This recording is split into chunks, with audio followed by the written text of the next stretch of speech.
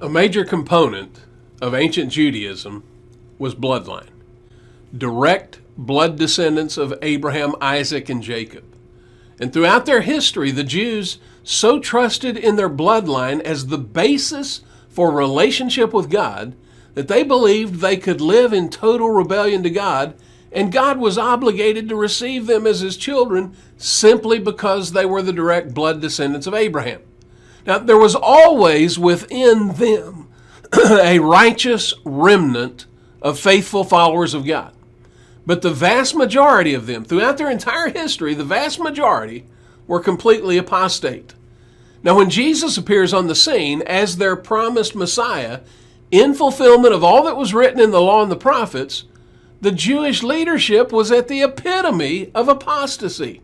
They were absolutely, totally corrupt. And Jesus called them a perverse generation.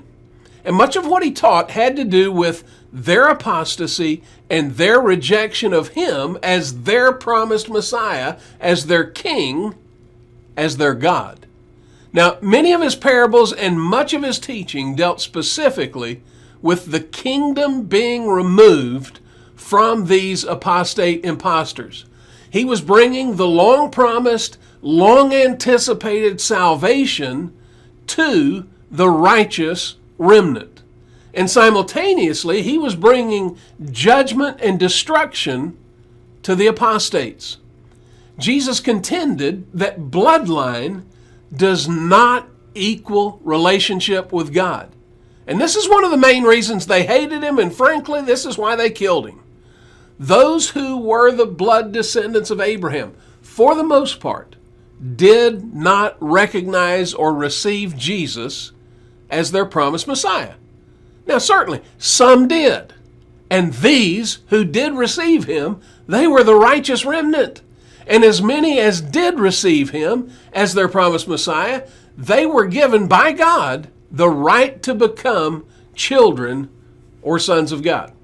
Now, we're in a study of the parables, and as I have said in previous segments, the parables of Jesus are primarily focused on the subject of the kingdom, his kingdom, the messianic kingdom, the long prophesied kingdom that was spoken of in the law and the prophets of the Old Testament.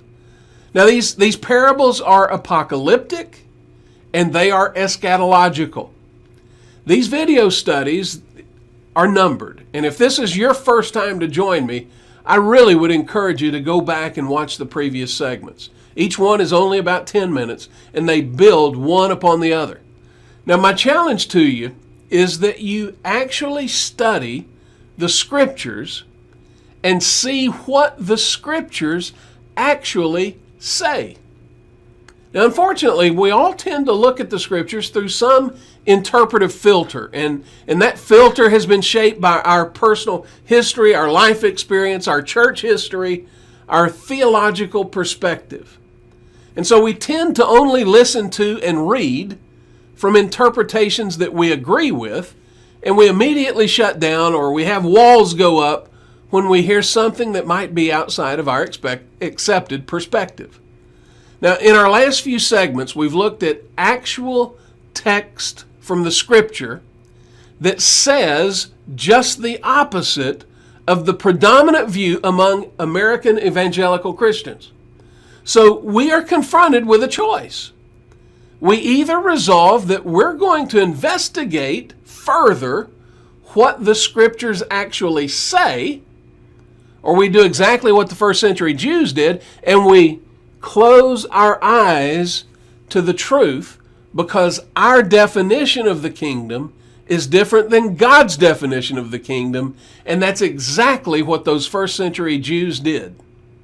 Now, in our last segment, we looked at what Jesus said in his explanation of the parable of the wheat and the tares, and we're going to pick it up once again in verse 38, Matthew chapter 13, verse 38. Jesus says this, "The field is the world, and as for the good seed, these are the sons of the kingdom, and the tares are the sons of the evil one. And the enemy who sowed them is the devil, and the harvest is the end of the age, and the reapers are angels," or another word is messengers.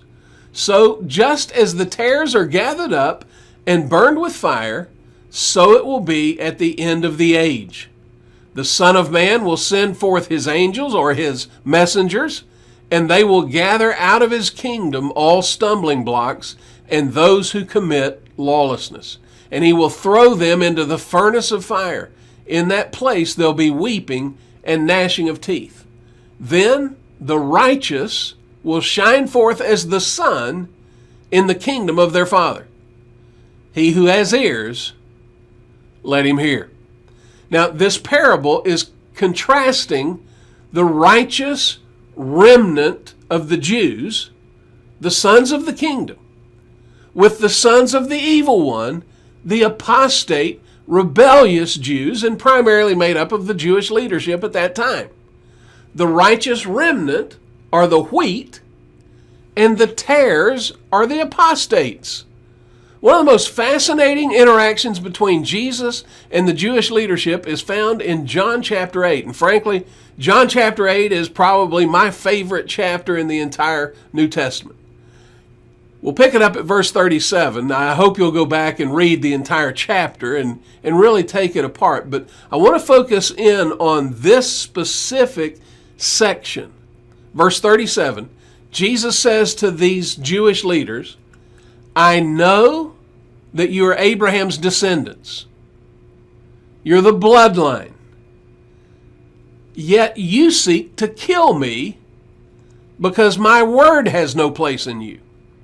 Now I speak the things which I have seen with my Father, therefore you also do the things which you heard from your father. Now, essentially, Jesus is saying to him, we have different fathers. And they answered and said to him, Abraham is our father. And Jesus said to them, if you are Abraham's children, then do the deeds of Abraham. But as it is, you're seeking to kill me, a man who has told you the truth, which I heard from God. This Abraham did not do. You are doing the deeds of your father. And they said to him, we were not born of fornication. We have one Father. Our Father is God. And Jesus said to them, if God were your Father, you would love me. For I proceeded forth and have come from God. For I have not even come on my own initiative, but he sent me. Why do you not understand what I'm saying? It's because you cannot hear my word. Now look at this, verse 44. You are of your father, the devil, and you want to do the desires of your father. He was a murderer from the beginning and does not stand in the truth because there is no truth in him. And whenever he speaks a lie, he speaks from his own nature, for he is a liar and the father of lies. Now, don't gloss over this passage. Jesus tells the apostate first century Jewish leadership that they may be the blood descendants of Abraham, but they are the children of the devil. They are the tares. Now notice also that the defining characteristic between the righteous remnant of Israel and the apostates is whether or not they recognize Jesus as the promised Messiah. Look again at what he says here in verse 42. If God were your Father, you would love me. For I proceeded forth and have come from God, for I have not even come on my own initiative, but he sent me. We'll conclude today's study with the last few verses of John chapter 8. And look specifically, pay attention to these words. Verse 56. Your father Abraham rejoiced to see my day, and he saw it and was glad. And the Jews said to him, you're not even yet 50 years old, and you have seen Abraham?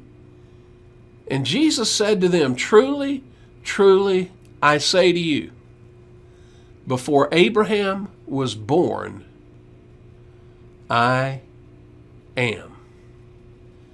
And Therefore they picked up stones to throw at him. But Jesus hid himself and went out of the temple. I am. Jesus identifies himself as the voice from the burning bush that spoke to Moses. They went absolutely nuts. They simply could not accept this. I can't emphasize this point enough. The presence of Jesus, the presence of Messiah, was the end of the Judaistic system. It was the end of the temple system. It was the end of physical bloodline having any bearing on standing before God. This is why the first century Jewish leadership hated Jesus and had him killed. And it's why the Jewish followers of Jesus were hated and persecuted by the Jewish rejectors of Jesus.